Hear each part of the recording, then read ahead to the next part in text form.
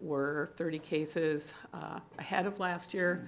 So part of the thing that I'm working on is when I look at our scanner, I'm moving towards hoping that we can have a gig work person come in and be a certified CT scanner tech. That person then will have the credentials and be able to do our scans at a better, higher quality because they're actually certified in that. I've met with several CT technicians, and the gig work part is what they're interested. They don't want to be an employee, they want to be a paid as they go type person. So I think there is an opportunity for us to up our game as far as what we're doing with our scanner, and then have better quality for law enforcement and the DA. We are still going to be requesting a full-time person, and I'm still working on the job description with that. Along with that, I'm very excited to let you guys know that we have 2 really outstanding intern programs going on with UW River Falls. The first one is a partnership that we've had for years in the biology department that does public health and the medical examiner's office together. We just recently did a database and put a PowerPoint together and shared that with Phil on the alcohol side of our unexpected deaths. Today, Ellie and I will be meeting with our new intern who's going to focus on fentanyl and meth and put together her project. The next, and that's with Dr. Gerbeck, and she's retiring, and there's going to, I'm not sure who the new person's going to be, but that program already has an intern set up for next fall. The next internship is with Dr. Tim Leiden, and this is really going to be, when you looked at the county's magazine that talked about innovation and what's going on in this world. The University of River Falls new science building is going to have applied forensics program. They're going to be doing, through biomedical innovation, digital autopsies. They have 6 tables coming in, and they will be able to co-work with our CAT scans. We'll be able to take our data, put it into their machine, and do an actual cut down slice autopsy virtually. So this is, and it's going to be the first partnership in the state that has this. University of New Mexico published a white paper on virtual autopsies. There's also several papers done throughout the world. And us and University of Wisconsin River Falls, our goal is to have a white paper published just based on our data. We already, with the amount of autopsies and scans we've done, we already have baseline to prove its accuracy. We just need to add numbers to it. So this is a very exciting time for innovation, and having the university in our back door to be able to help, guide us through this is going to be really, really fun. And Dr. Leiden is very excited about this. And you can do this without actually, visually touching the bodies. So that's really good news for us. So this all is very exciting, and I'm trying not to talk about death as much. So here we go. So that's what I got. Thank you, Patty. Any questions for the medical examiner? My other life, I work at River Falls, so this is cool stuff. So the partnerships are going to be awesome. I concur. I was thinking that as you were mentioning that, all the things that we could maybe do with that, and then as you explained how it is just growing and there would be a partnership, that's a great outcome. Just a quick couple questions, if I could. You kind of alluded to this, but just to clarify, I know there had been some professional disagreement as to how you and the DA needed to handle certain aspects of maybe homicide cases. And I understand that's been resolved to everybody's satisfaction. I don't think we've ever disagreed on homicide. I think it was basically technology and overdoses and ruling out trauma. And we've had very good conversations, and we're not worried about it at all. The other thing I just wanted to, you mentioned the fentanyl particularly, and drugs generally, but fentanyl. I did not listen to the program. I'd meant to, but I just couldn't do it. WCA this last Tuesday, 2 days ago, featured fentanyl in Wisconsin, and Dale Knapp presented the program. I wondered if anybody had been able to listen to that program. I had just heard he made a good presentation and said exactly what you said, that it's spreading, it's deadly, and it's on our horizon big time. So one of the things we want to do for clarity with our intern is to actually have a visual map of where it is. We, because it's so sporadic, it's on what communities it's at. It's hard to, it's like people in Somerset don't know what's going on in Hudson, don't know what's going on in Glenwood City, don't know what's going on in Hammond. We have to have a visual so that people can actually, and especially policymakers, see that it's all over. It's not just one particular community, it's throughout the community. And because it's throughout our whole county, it impacts every single department that deals with the county, from our roads and highway all the way to the medical examiner's office. Just one last comment. Way back in January, you brought to our attention the fact that you were seeing more and more deaths as a result of alcoholism and cirrhosis of the liver and that sort of thing. And so over the course of the last half year, members of this committee and the Health and Human Services Board and department worked to produce effectively 2 programs. Our last hearing dealt with law enforcement's reaction to alcoholism, but on May 17th up in New Richmond, the Health and Human Services Board particularly and department held a program that was the consummation of your bringing this to our attention, and I think it was very successful. A number of the supervisors here on the committee attended that meeting. I don't know if anybody would care to make any further comment on that or not, but it was, I think, thanks for bringing it to our attention, and it resulted, I think, in some very good education being put out. Supervisor Leaf. Can I just add one thing? The difference between the alcohol deaths and the drug deaths are actually manner. Most alcohol-related deaths are ruled natural deaths because it's legal. So it's where most drug deaths are accident, homicide, or suicide. So it's hard to actually quantify and qualify alcohol-related deaths because they're considered a natural death because it's a legal substance. And I think that's where a lot of the problems lie. So it's understanding that addiction, food is legal too. Obesity is a natural death. It's when you look at addiction and how it is determined in cause and manner is where the issue is. And for alcohol, it is and continues to be the biggest problem. However, there is so much of our resources being put into the illegal drug part of it that those two combined, it's going to cause us a huge financial problem as we look into the future on how this is going to impact us. I was just going to comment on the event on the 17th that I thought it was a really good community discussion, and the people that attended really did engage very well with the speakers. Thank you. And with apologies, I turned to Judge Needham. I crossed out 1 and 2 on our agenda, and I'd reordered them, and I skipped to 3. So, Chief Judge Needham, I apologize for our court update, please. No offense taken. When Patty mentioned interns, it reminded me that we're starting a new intern today with the courts. It's a young man who was a law student at Tulane.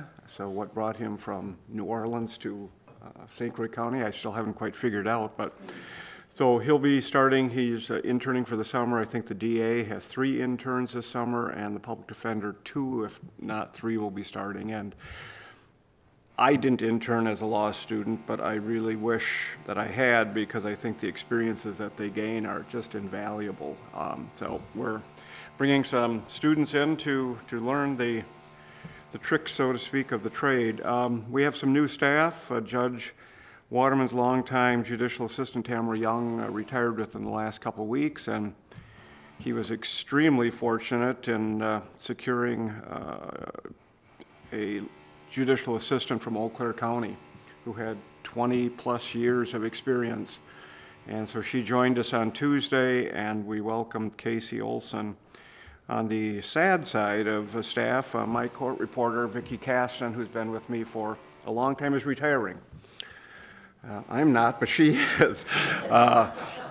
And she'll be retiring as of August 1st. We've put out the notice for either stenographic or a digital court reporter. It's been posted on the court's website and other sites for about 2 weeks, and as of this moment, we have 0 applicants, which is not unusual statewide. We are down significantly in stenographers and digital, but I'm keeping my fingers crossed and optimism that we will be able to find a replacement.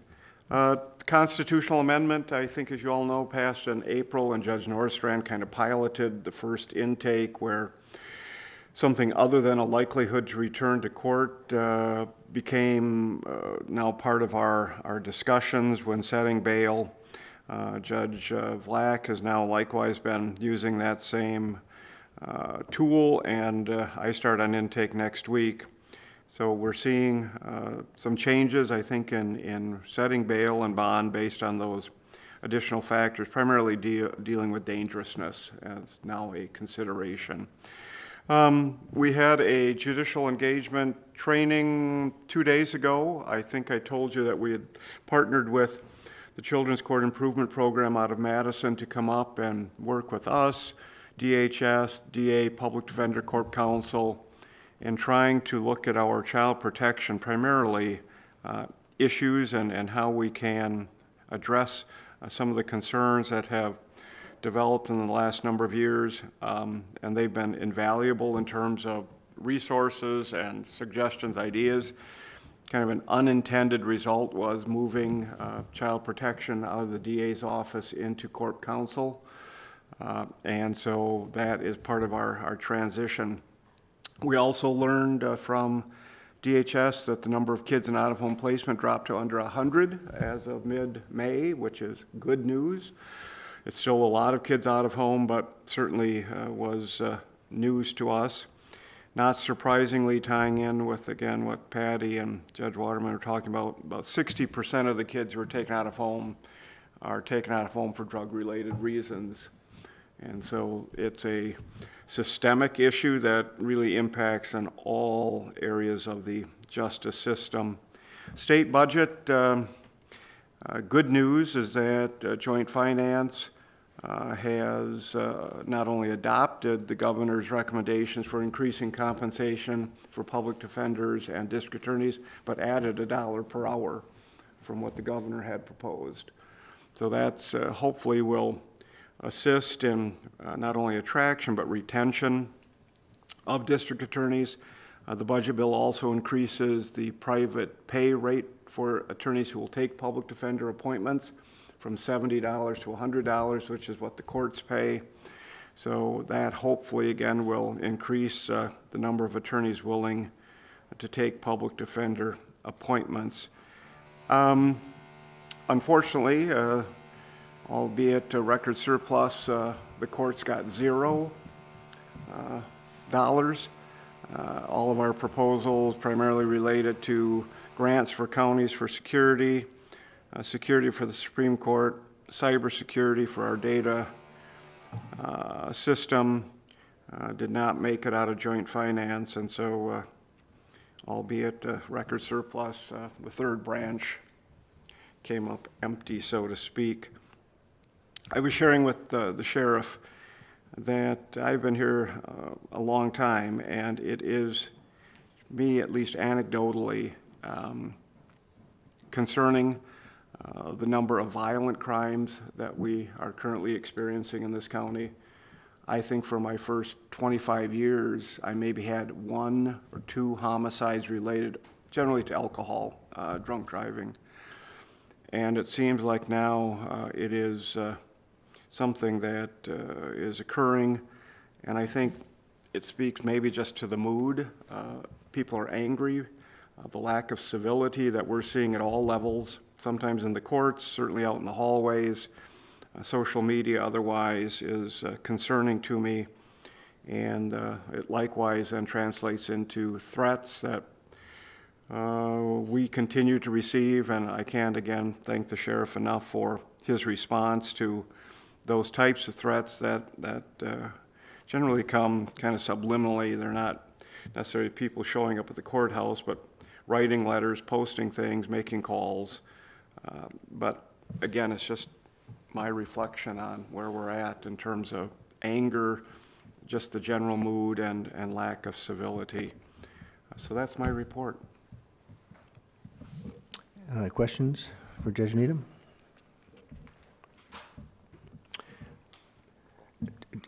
Judge, I don't know if how you might be able to comment on this or not, but I just noticed in some of the media, and this didn't deal with security, but dealt with some criticisms, and it's reflected in two ways: some of the courts, some of the DA, in the handling of some cases dealing with children. And I don't know if you have any ability to comment on those public letters that have appeared in news media or not, whatever your call is on that. I have lots of thoughts, but I'd have no comments. Generally, they're dealing with open cases, so I'm not going to talk about things that are pending. It is generally one person's view about what is happening, and as I said, it's not just limited to newspapers, it's social media posts and other things, but I'll leave it there. I'll just say, I'm going to ask a question of Sheriff Knudsen in just a second, so I just want to get his attention. And there's been so much, obviously, going on with regard to public safety, and the judge mentioned that, and the violence and crime, and the Sheriff's Department has been impacted enormously by that in the last month. But I would just ask if Sheriff Knudsen had any comments at all on either what Judge Needham said or just generally with regard to events of the last month.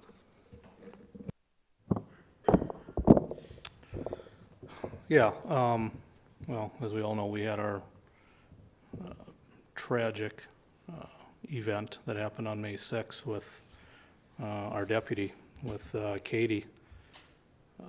And that obviously shook our organization and our community. So we are also seeing that what the community is going through, and that uncivil nature that continues to rear its head at us. You know, Katie, that day, like so many people, also became a victim. So that has been difficult to work through, but that seems to be the system.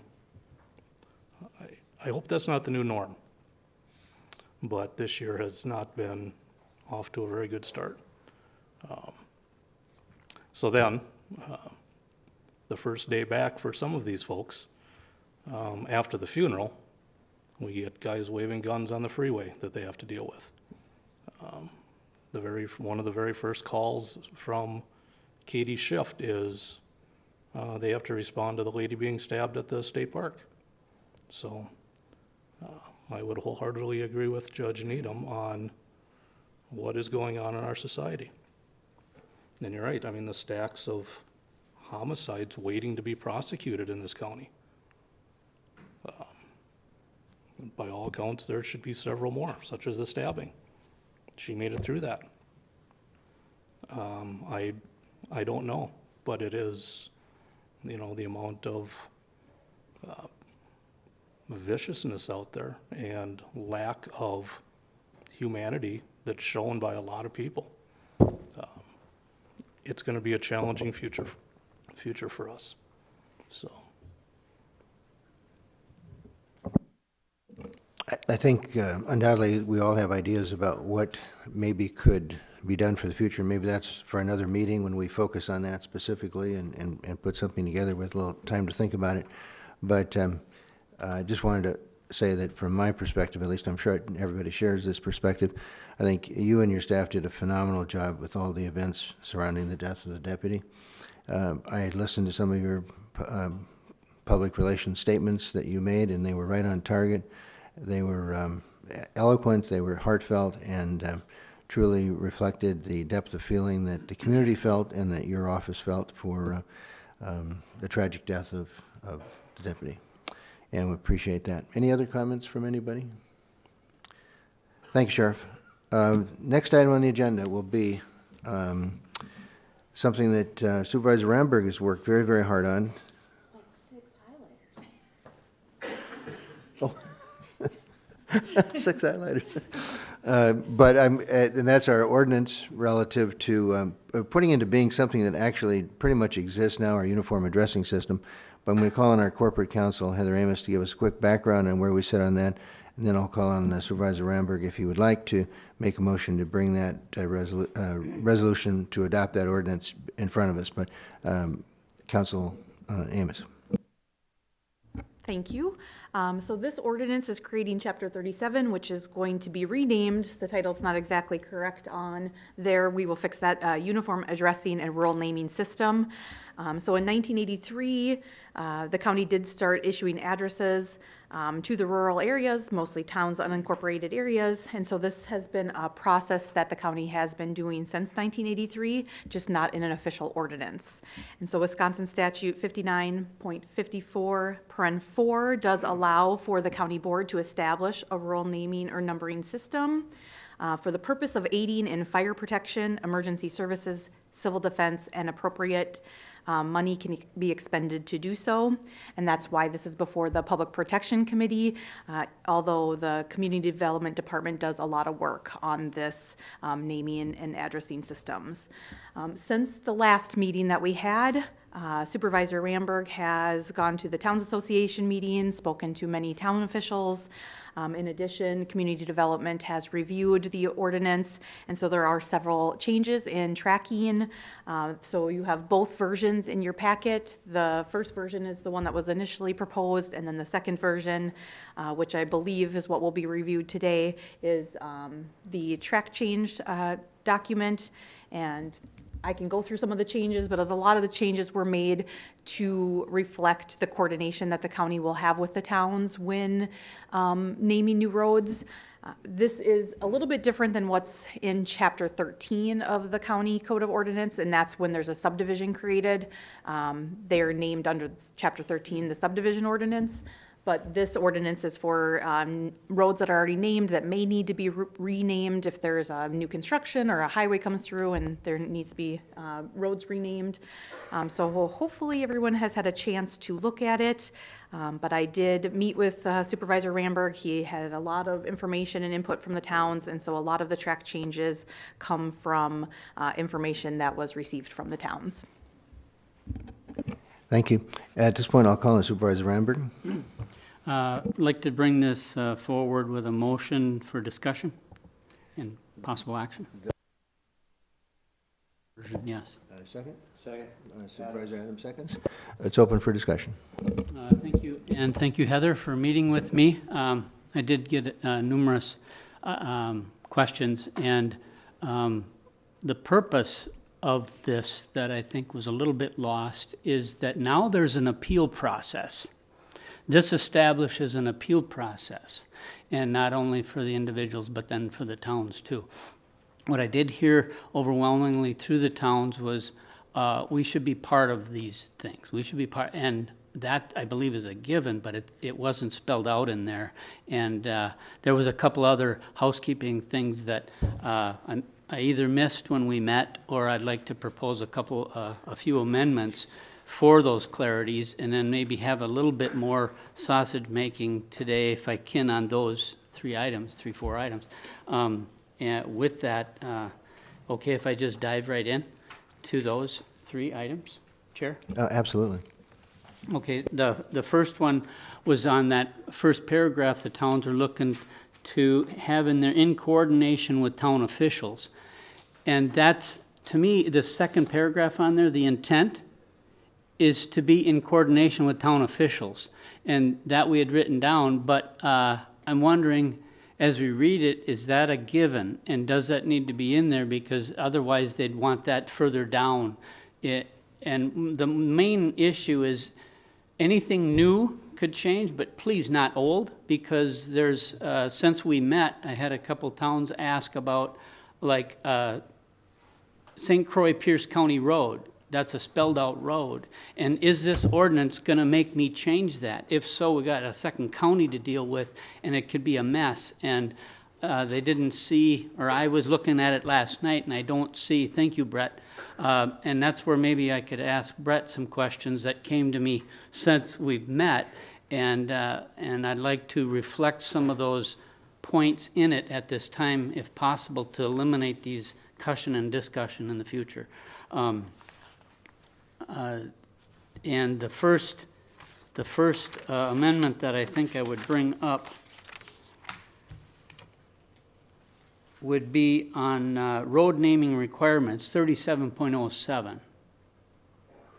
And this kind of started it with a couple of towns calling in. A, paragraph 1. And in there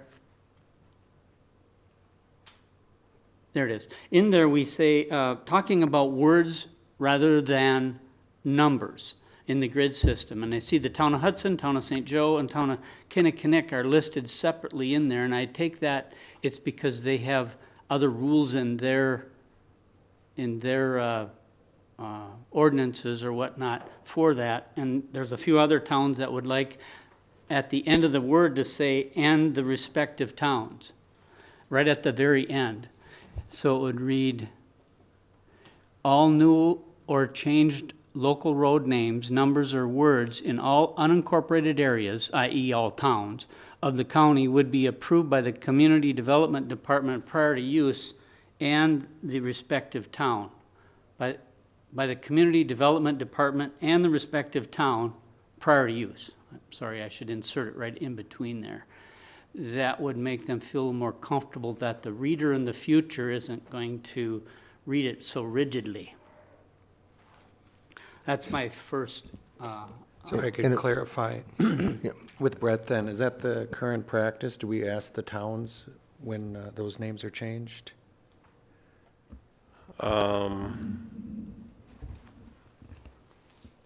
For a road with an actual name, yeah, we would work with the town. Yes. For changing that, any name like that. I just wanted To to me, it was clarify obvious, that but- a lot of the things we do are current practices. Correct. So if we need to add that in, that's fine. If we're going Right. to change policy, we might need to delve into it just a little Craig, bit yes, more. Thank you. A numbered, a name with a number, we would assign that according to the grid, and I would assume that the town wouldn't argue with the grid on a Right, numbered road. Thank you. And a lot of the town's officials are new, because I didn't recognize them, but that was, they wanted to be part of it formally, more formally than they are now. And that would be the insert right before prior to use, that they would, and the respective towns. To me, it was obvious, but it's a nervous point that was brought up after the meeting. So that would be my first motion to make, my first amendment. I'll make that motion. Could I just ask if either Heather or Brett would care to make any further comments on that? Or is it- Oh, yeah. Is there a second on the amendment? Second. Supervisor Adams, seconds. Open for discussion.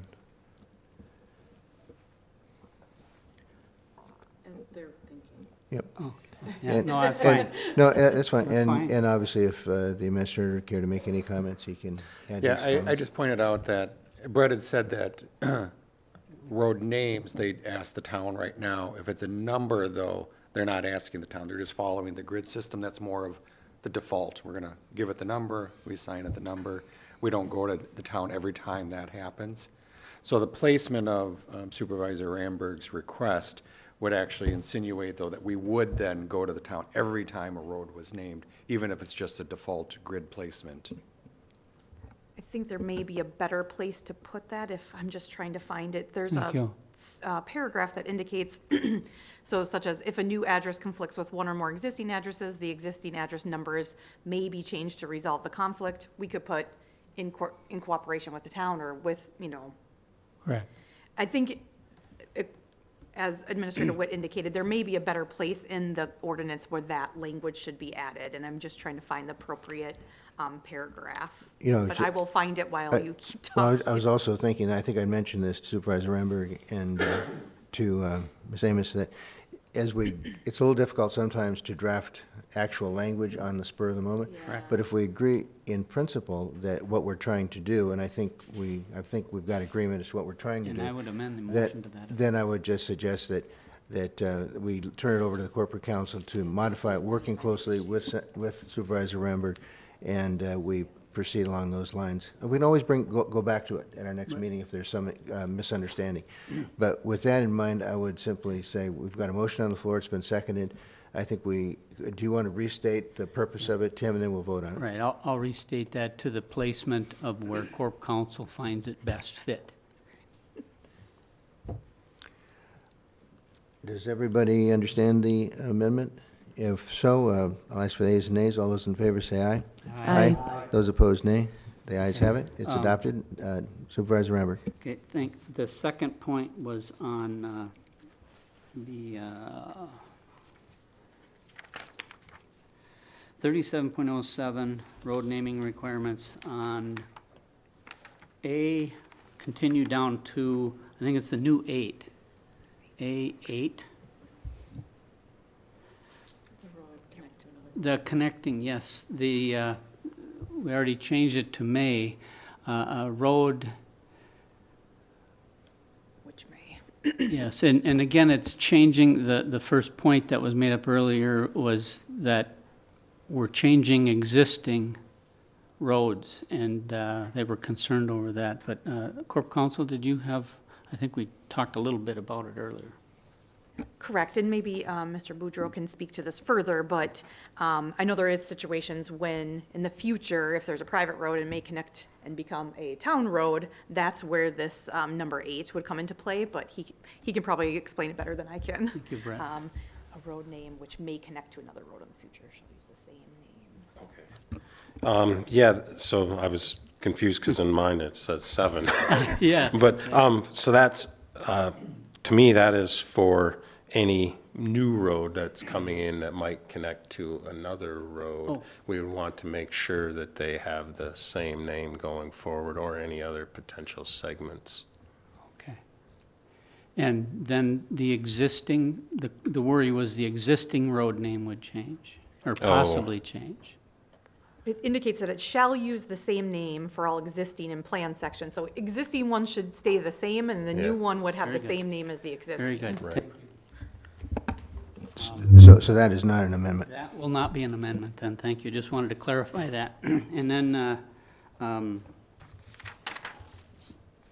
under D, keep going on that, section D as in dog. Sorry, Sheriff, I don't know the nomenclature for Ds. Signs are to be placed to the right of the driveway, number 1. Driving around, and my own driveway included, mine's on the left, and I think a lot of us would have to start calling Digger's Hotline to move that post over to the other side, or maybe, in some instances, there's the property owner's on the right. So I know we had discussed that just briefly, but I don't know if there's a reason for it to be on the right. Just standardization. Standard, yeah. But I do drive down and I see it on both sides, depending on if there's brush, trees, utilities or whatnot. And if so, I would ask if, that we I would like to offer an amendment to say that signs are to be replaced off the right-of-way on the side of the driveway in that first section. Because I don't think we don't say that it's off the right-of-way. The diagram shows it's on the right-of-way, but from my experience, it needs to be off the right-of-way. as well. So that would be an amendment to change that first section to say signs are to be placed off the right-of-way to the side of the driveway. Or however Corp Council again feels that that should be wordsmithed to reflect the intent. Yeah, I think at the right-of-way line, it's At the not right-of-way set line. back. You don't Right. want it 100 feet back. Correct, you at want the right-of-way line Yep. would be, probably be the best verbiage there. Otherwise it'll get mowed over. Yeah.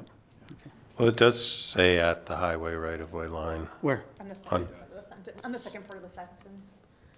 So it says when facing the driveway from the road and at the highway right-of-way line. At the highway, okay, I'm sorry, I misread that.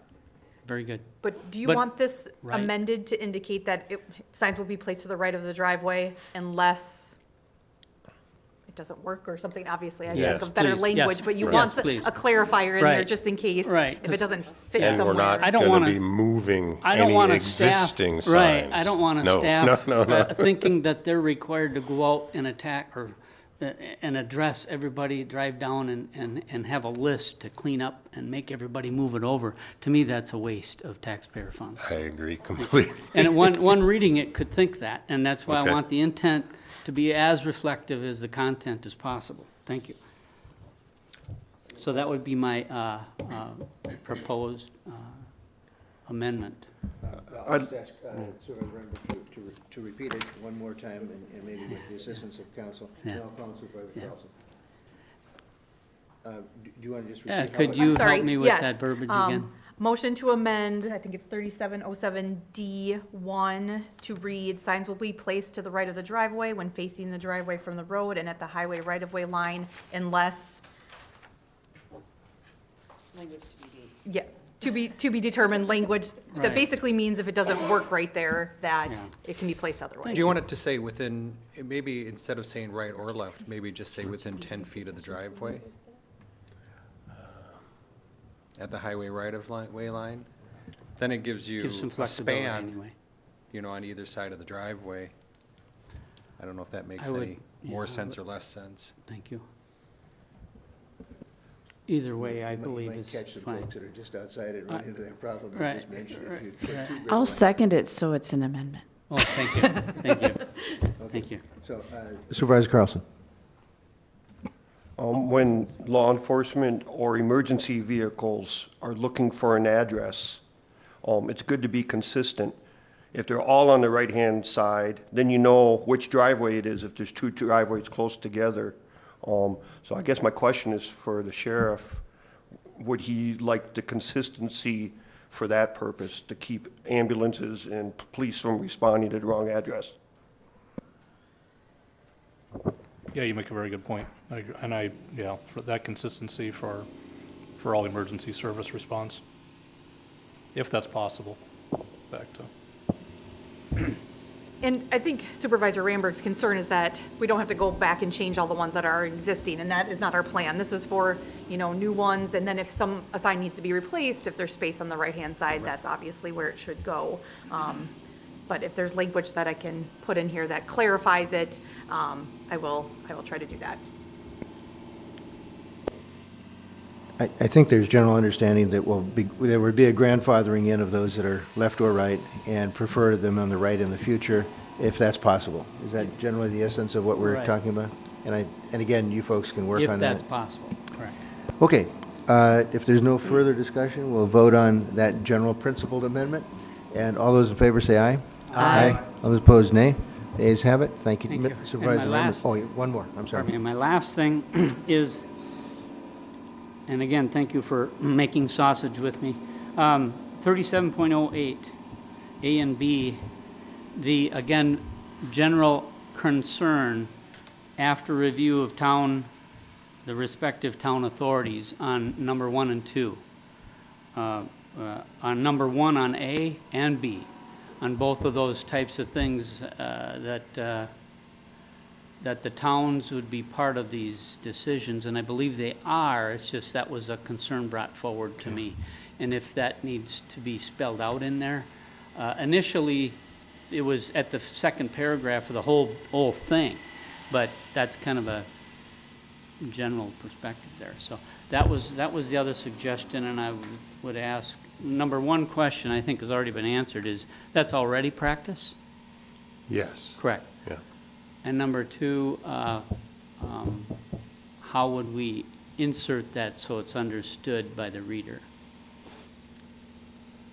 I think we could probably add language just right under 3708 that indicates the Community Development Department in cooperation with town officials shall follow the requirements regarding private driveways and private roads. And so that would be like the first sentence of Very that good. section. Yes. So they would work together Thank on you. those issues. And I know they already do, because if it then needs to become a town road, there has to be those Right. discussions. But I think we could add a sentence right under 3708 before paren A that covers the Thank you. whole section then. Would we Yeah, need that to be an amendment, or can we just add Yes, that? please. I would make that motion also. I'll second it. Any discussion on the amendment? I think it's pretty clear what is happening. If there's no discussion, we'll go to the ayes and nays. All those in favor say aye. Aye. Those opposed, nay. The ayes have it. Thank you Supervisor Ramberg and our corporate counsel and Brett Vuda for excellent work over the last couple of months in bringing this to a head. I think it involved a lot of parties getting involved, and that's exactly the way it should work. Thank you so much, Tim. With that, I will turn, let's see, now it's final adoption on the motion. Oh, I'm sorry, Supervisor Carlson. I went to the community development, the last one, and we had a couple of property owners come in and state how much it's going to cost them. They didn't give numbers, but they said a lot to readdress all their paperwork and let everybody know. And then afterwards, I talked with Supervisor Counter, who is the on that board, and we talked about it. And he expressed, I'm no constitutional lawyer, but he expressed that we might be liable for costs under the Fifth Amendment takings clause, because we're requiring them. It could be considered a taking, and we could run into legal fee problems and lawsuits. We discussed that it might be premature to approve this ordinance until the state tells us we have to. And that way the onus is on the state, and we're just complying, and we're less likely to, we'll have less liability for lawsuits that might result from this. I recommend that we table it until the state requires it, although I would still put the plans in and let homeowners know that it's coming, so it's not the first time they hear about it is when it's actually happening. So Al was interested to hear corporate counsel's reply to that. Yes, I did speak with Supervisor Ramberg about this also. I don't believe that there be a takings claim. We're not taking their property. We're not making them not have appropriate use of their property. They can still build things there. It's just that their address would change. And so those individuals that came to complain, they obviously now have an appeal process. Once their address has now been reverted back to their old address, once this ordinance is adopted, that would move forward, and then they can file an appeal, and that appeal would then be decided by this committee as to what should happen with their addresses. I would note that the state has already adopted a statute that indicates that the boards may establish a rural naming or numbering system. So I don't know what more the state would do in terms of that, because there's already a statute on point that addresses the fact that the counties are able to adopt a rural naming or numbering system in the unincorporated or the town areas. So I'm not sure what more that the state would do in terms of what counties can do in terms of naming and numbering town roads. Thank you, that satisfied my concerns. Supervisor Ramberg.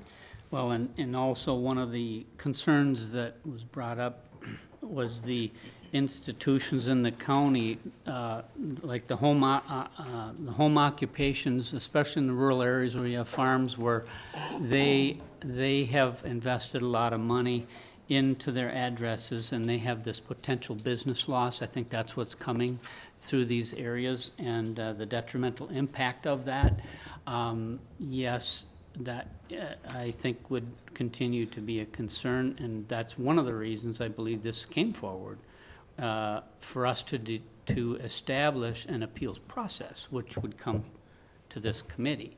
And one of the things I've been hearing, and correct me if I'm wrong, that one of those issues that have come up, that there are ideas and alternatives being looked at that would assist in resolving that. Is that correct? Alternative address ideas? ACs? Yeah, there Could I are jump in real quick. I'll let Brett I'm answer, sorry. but I think at our April meeting, we had the gentleman who was impacted by this, and he suggested a resolution himself, which That's right. I think was satisfactory to us if he wanted that resolution of it. And then since then, I know there have been a couple of other, I think, satisfactory suggestions have been made with regard to those two properties. But, There are different multiple solutions that could be applied, but just like the ordinance, it takes some cooperation and collaboration with the town, because currently there is no street sign on the cul-de-sac in that situation that even identifies what road it is. Okay, and so now if we have 4 more addresses at the end of it, we may need multiple street signs to allow them to keep their address, to then address or name this cul-de-sac at the end.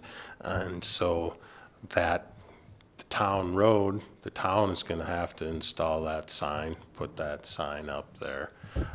We're going to need some other naming to identify the address numbers that are at the end of that road. So any of these solutions are going to take some collaboration between the various groups.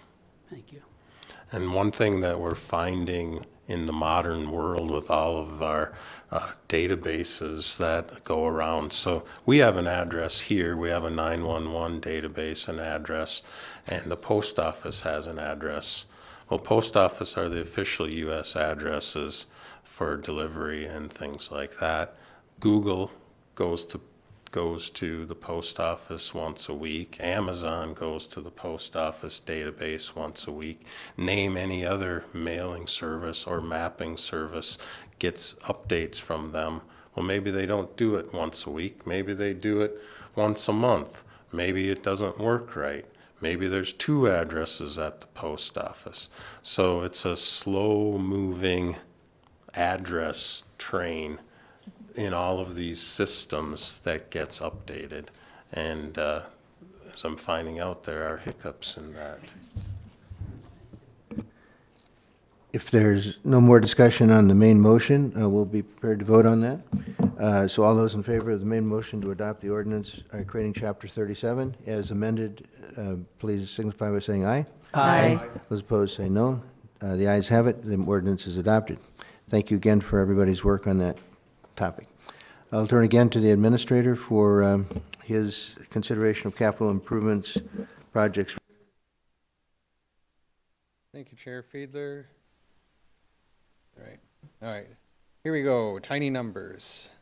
My favorite thing to work with. So you have in the packet the entire KIT plan. We're only going to focus, though, on those rows that are highlighted. Those are the projects that are affiliated with the different things that affect this committee or the departments that report to this committee. So in looking at the 5-year plan, primarily, we focus a lot on fiscal year 2024 because that's the first year of the budget that's going to be funded. The other things are still in the planning phase. And then we can also look at things that have been on the project for a while. So the first thing here is the DD fire sprinkler system, the DD building, which is where the medical examiner's office is kept out there. So that project's coming up in 2027. And that project has been on the list. If it has a project number, that's kind of the cheat here. If it has an existing project number, it's existing, it's not new. If it's a brand new project that you haven't seen before, we'll list new there. So that's your cheat code of how to know if it's new. An example of that is these two are new, because they say new. It's a complex system, but I think you guys will pick up on it. Yeah. So in 2025, $1.6 million. This is the government center and the jail. So it's the existing portion of the building. $1.6 million for a new roof. We are working off of the original roof from '93. And so that one came up. Usually we like to see these 5 years out, but it came up a little bit faster. maybe with all the work and stuff that they've had out there. A quick question, so there wasn't any compensation with the hailstorm on the roof at all, or any help with that? No, we did actually take a look at the roof after the hailstorm, and it was determined at that time that there was not any hail damage to the roof. Yep. The second project here that's new is $700,000. This is the jail wire mesh screening. So you may recall that we've talked about this maybe about 6 months ago or so now. We had to do a lot of research into what the different options were and find the right product that would work within the jail.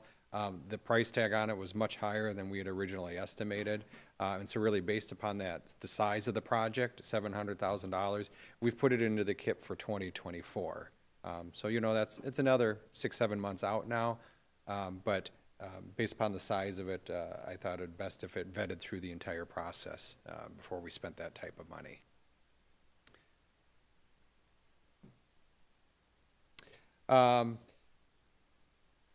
Technology-related items then, we have $500,000 placed 5 years out to replace the aging cameras for both the jail and the healthcare campus.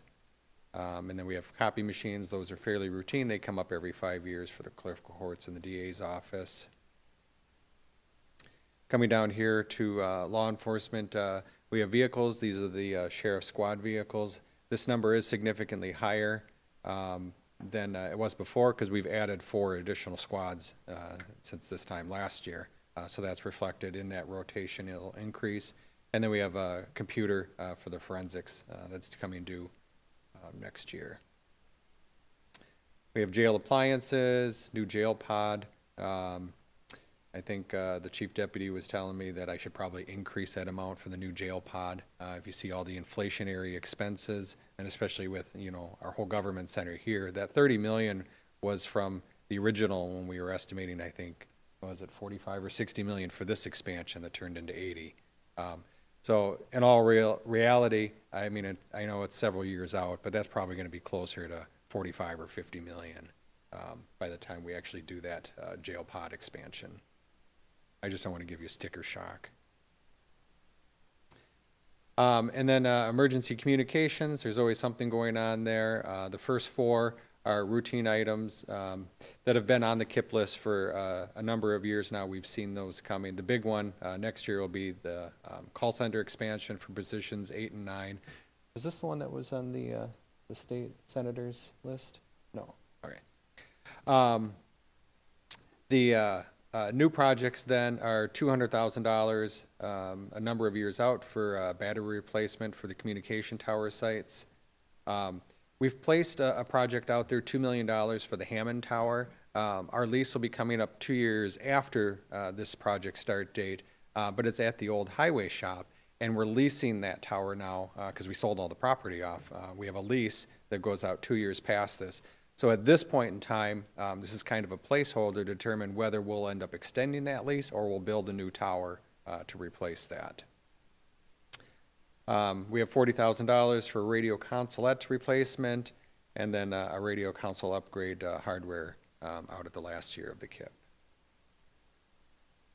And I think that is all the projects that I have for this committee. Are there any questions on any of those? Really, at this point, what we're looking for is, you know, any feedback where you go, well, that's a really good idea or that's a really bad idea, so that we can adjust this before it gets to the full county board. We're anticipating a July committee of the whole meeting where we'll go through all of the KIP projects then. But this is your first chance to take a look at the projects for this committee. Open for questions. I have a couple questions. One, if I could just ask if the sheriff could comment on the wire mesh screening and his general thoughts on it and the timing of it and the cost of it. Well, probably the cost is the most significant. It wasn't something that when we first started this project we anticipated, and even one of the early estimates was just for the planning of it and not the actual completion of it. But I do think it's still needed. I know that there's another county down south that has a very similar product that they just finished up, So we'll be going to take a look at that as well. And, yeah, again, we've been very fortunate, 27, 28, 30 years. But as we've seen, there's that possibility that something could happen, and we want to do our very best to mitigate any liabilities or inmate and staff safety concerns. So I still think it's well worth what we would spend. Supervisor Adams. Chair, with regards to the forensic computer upgrade, a 5-year rotation, any thought on shrinking that down with the leaps and bounds of technology? You think 5 years is too far of a rotation schedule? Just a thought.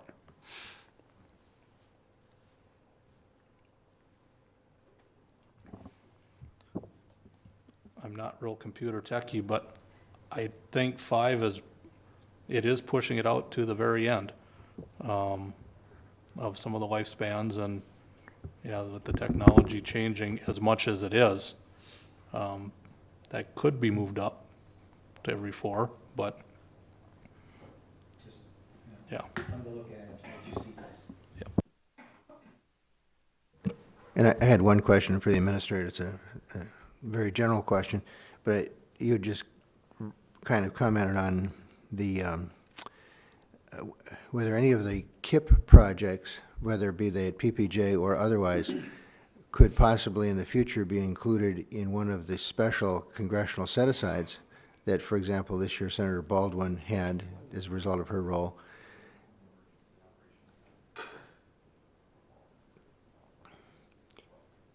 And I just noted that in the list of her requested set-asides, which generally go through, a number of counties, not too many, but let's just say 10 or 12 counties had been in that list for county projects. We were in that list, and that's good.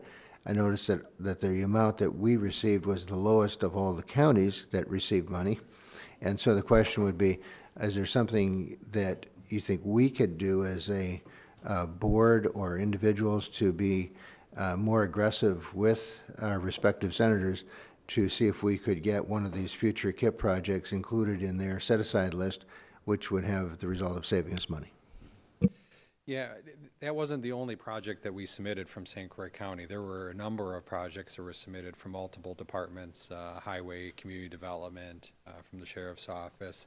The sheriff's office is the only one that was successful of making that list. But we look at every opportunity, and we look at the projects that we think have the best chance for success, and try to find funding sources for those types of projects. Yep. So I don't know that there's anything additional that you guys could do. If you had a project that you really thought we should be submitting, you can give us that input, but we're proactively out there looking for funding sources all of the time. Could you also give us just a one over the world view of what will be our overall KIP request this year, and how do we set relative to the monies that have been set aside already for KIP? Yep. So at the bottom of it is our sort of our funding and uses. So if you look at this number right here that I highlighted, $7.3 million, that's the anticipated KIP fund balance at the beginning of 2024. We have about $3.6 million worth of projects slated for 2024, so we have enough cash to fund all of the projects in 2024, and probably enough to fund I like to fund about $3 million roughly per year on average. So we have enough to fund 2 years worth of KIP projects. When you get to the bigger KIP projects, the jail pod expansion, some of the park projects that are out there, they're just too large to fund without a borrowing. But generally speaking, some of our normal routine items, we can fund about $3 million per year, and we're good for the next 2 years. Are there any other questions for the administrator? Seeing none, thank you for that update, and we'll be taking that up at a committee of the whole in July. Yes. With that, our business items are concluded, and we'll go to our request for future agenda items. I know I'm just going to ad-lib a second while the administrator takes a seat. Back in December, when we were scheduling ourselves for 2023, we had decided that we would take a break in July and not have a PPJ meeting. I do not believe we have a need to reschedule a PPJ meeting for July, which would mean that our next PPJ meeting would be August 3rd, I believe, which follows the next board meeting. So I don't see any issues with that. Does anybody else have any questions about that, or see any need that we would have to have a PPJ meeting in July? Seeing none, then just for everybody's reference, we will then continue as the schedules we approved in December and not schedule a meeting for July. If there's an emergency, we always can, but our next meeting would be August 3rd. And I know that we do have one very important issue that probably will come up there for consideration by this committee. It deals with our jailer status. And I was wondering if the administrator could comment on that. We can't ask the administrator questions under future agenda items, but he can comment on what that issue is. Yeah, there will be a future agenda item, and timing-wise, Wisconsin Act 4 that was approved here in 2023 relates to jailers' WRS status. And so that act provides options for counties to select. So the county needs to choose the path that it wants to take. It's not effective until January 1 of 2024, so we have several months to deal with it. But you will need to make a choice of how you want to proceed with the jailer's WRS status. Just for the quick background on it, we're one of 13 counties out of the 72 in the state that currently list our jailers as a protective class, so they have a higher WRS contribution. The new statute, or the new act that was adopted by the state, allows all the other counties to have the jailers make a personal election whether they would like to be considered protected class, but they have to pay the difference. Where it comes in for us is the county can then elect to stay just the way we are, keep the status quo, or we could change our jailers to general, and they would have to make a personal election then to go to the protected status. So it's a choice, though, it's a policy decision that the county has to decide either way, but you will need to make that choice as a county board. So that'll come up at the August 3rd Public Protection Judiciary Committee. Thank you for that pre-explanation. Are there any other items that people want to consider for future agenda items? Mr. Chair. Sheriff Knudsen. I think August, we had talked about, we still need to do that by statute, jail inspection. For you guys to walk through, not jail inspection, the jail walkthrough. Our actual state jail inspection isn't going to be in July, so I think it's timely that in August, you guys can come through as well. So, and that, I think, has been almost an hour, or maybe an hour and a half. So, yep, we'll try to factor that in, along with the other normal agenda items that you may have, so. I think that's an excellent idea, and I think we can probably get through our agenda in fairly quick order and plan to do it on August 3rd. If that's satisfactory to everybody, so we might be here a little longer than normal, but not too much longer, I'm guessing. So we'll plan on that then for the August meeting. Seeing no other items for future agenda items, do we have any announcements and correspondence? Seeing none, it's now 9:20, and we're adjourned. Thank you very much.